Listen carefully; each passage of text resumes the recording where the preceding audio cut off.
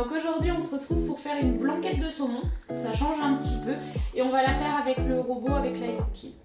Donc pour la recette, il va falloir un peu plus d'1 litre d'eau, une tablette de bouillon de légumes, 280 g de riz, 250 g de champignons, mais après moi j'ai voulu mettre des courgettes, donc j'ai plus ou moins fait moite-moite. 450 g de saumon, j'en mets un petit peu moins que dans la recette initiale. 100 g de vin blanc, 50 g de farine, 20 g de beurre à 41% pour un petit peu plus de légèreté, hein, tout simplement. Du sel et du poivre. Et enfin 200 g de crème à 4%. Toujours pour avoir un petit peu plus de légèreté, tout simplement. Voilà au niveau des ingrédients. Et en termes d'accessoires, il va nous falloir le panier inox pour faire cuire le riz dedans. Et il va nous falloir le cuve-vapeur pour pouvoir faire cuire le saumon et les légumes. Allez, c'est parti! Ok, donc pour commencer déjà, si vous voulez aller trouver la recette, elle est sur le club, Guy de Marle, et c'est la recette blanquette de saumon par Cathy BL. Hein. C'est pas une des miennes, c'est une que j'ai prise directement sur le club. Hop. Donc voilà, comme d'habitude, on a le nombre de personnes, le temps, etc., etc. Tous les ingrédients qu'il faut préparer et ensuite faire la recette. Et on lance le pas à pas. Allez, ouf. Hop là. Allez, on va déjà verser l'eau.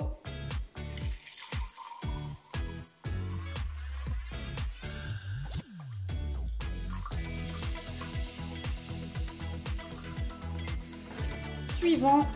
Allez, le cube. Suivant. Donc, le riz qu'on va mettre dans le panier inox. Je refais la tare. Hein.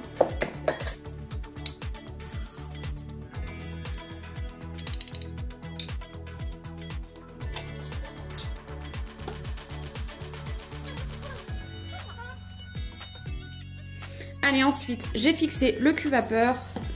Je vais mettre les légumes.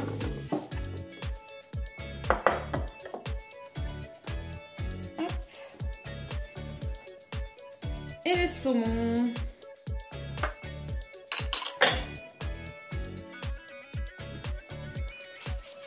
On verrouille. On met le couvercle. Et c'est parti! Voilà, donc une fois que c'est terminé, on dresse le riz, les légumes et le saumon.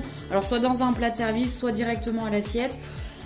Moi j'en ai mis de côté pour un prochain repas, je vais le mettre sous B-Save juste après.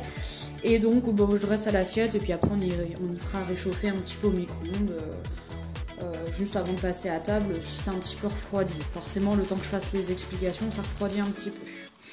Donc j'ai vidé le bol de l'iCooking, j'ai réservé 300 g de bouillon pour ensuite pouvoir faire la sauce. Donc après, étape suivante. Allez, donc on verse le bouillon. Le vin blanc. Hop, le beurre. La farine. Sel et poivre.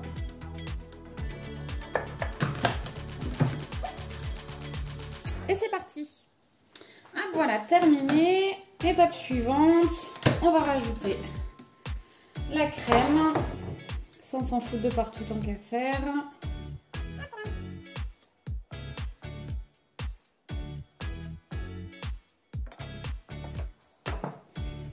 Suivant. Allez, 30 secondes en vitesse 4. C'est parti.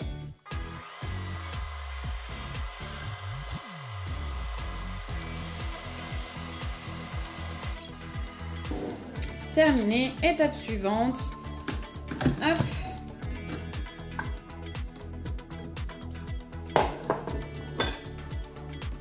Hop.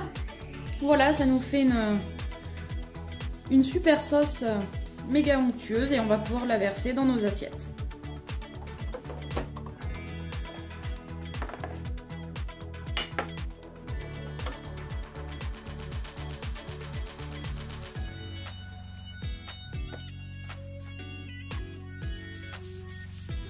Voilà, et n'oubliez pas que pour nettoyer le cooking, hein, ce qu'on peut faire, c'est mettre un petit peu d'eau dedans, ouais, 1 litre d'eau, du liquide vaisselle. Hop, on verrouille, on se met en mode manuel et on donne des petits coups de turbo.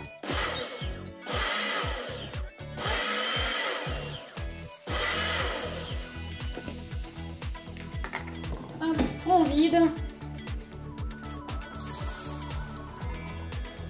Et ça prélave déjà pas mal les lames. Et ça c'est cool. La recette est terminée, donc super simple, super rapide. Hein. En tout et pour tout, ça a dû me prendre 20-25 minutes pour faire la recette. J'en ai mis une partie sous vide-safe, comme ça on pourra manger ça sous 8 à 10 jours, hein, à voir, tout verra bien. Donc voilà, super rapide, super simple de cuisiner avec Fly Cooking. Parce que ça permet vraiment de faire plein de choses en même temps. Gros avantage avec ce robot-là, c'est le nombre de recettes qu'il peut y avoir dedans. Vraiment, et puis chaque jour, il y en a des nouvelles, hein, puisque et vous et moi, on peut mettre des recettes dedans. Donc c'est ça qui est cool, je l'adore, hein, je l'utilise super régulièrement, donc je l'adore vraiment. Voilà, je vous remercie d'avoir regardé cette vidéo et je vous souhaite une très bonne journée. Bye bye!